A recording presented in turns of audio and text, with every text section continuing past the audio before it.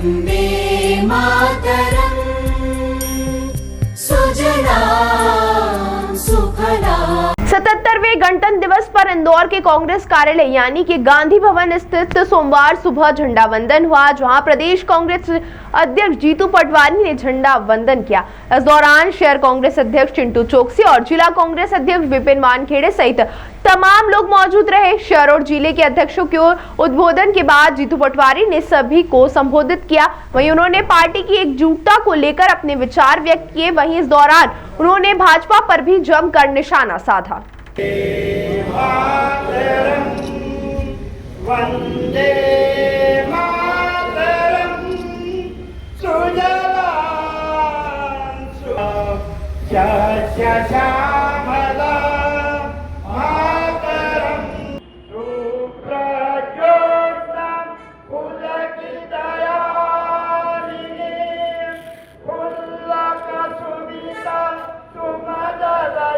आज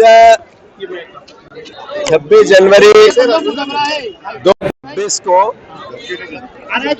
प्रदेश के सभी प्रदेशवासियों को, देशवासियों को, इंदौर वासियों को ढेर सारी शुभकामनाएं।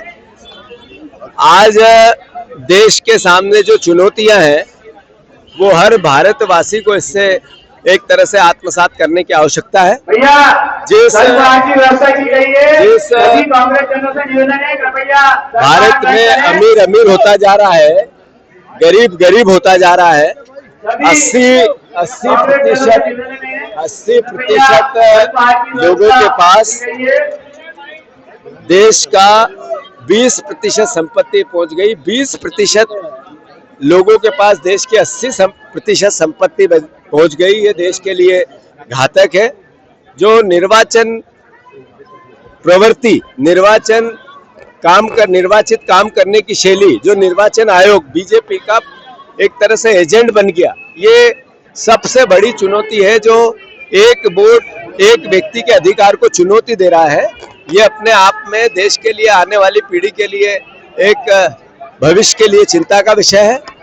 मध्य प्रदेश की सरकार कर्ज में आ गई और जिस तरीके से अपनी जिम्मेवारियों के निर्वहन करने के बजाय देश में पिछले 2 साल में सबसे ज्यादा नकारात्मक खबरें मध्य प्रदेश से नेशनल मीडिया में गई, ये अपने आप में मध्य प्रदेश का चेहरा बताती है।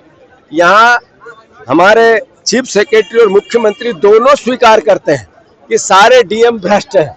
ये अपने आप में मैसेज देता है कि हमारे मुख्यमंत्री के हाथ से कंट्रोल समाप्त हो गया है। तो ये भी एक चिंता का विषय है, संवैधानिक संकट जैसा आ गया है। तो आज संविधान के दिवस के दिन मैं मोदी जी से आग्रह करता हूं कि जब चीफ सेक्रेटरी ये स्वीकार करते हैं कि हमारे सारे कलेक्टर भ्रष्ट है, उसका असर सीधा जनता पे आता है, सारे सरकारी कार्यालयों पे आता है। ये इसलिए है कि कलेक्टरों की पोस्टिंग पैसे से होती है और वही कारण है पलटे में कलेक्टर भारतीय जनता पार्टी के नौकर के रूप में, कार्यकर्ता के रूप में काम करते हैं। ये भी संवैधानिक संकट है।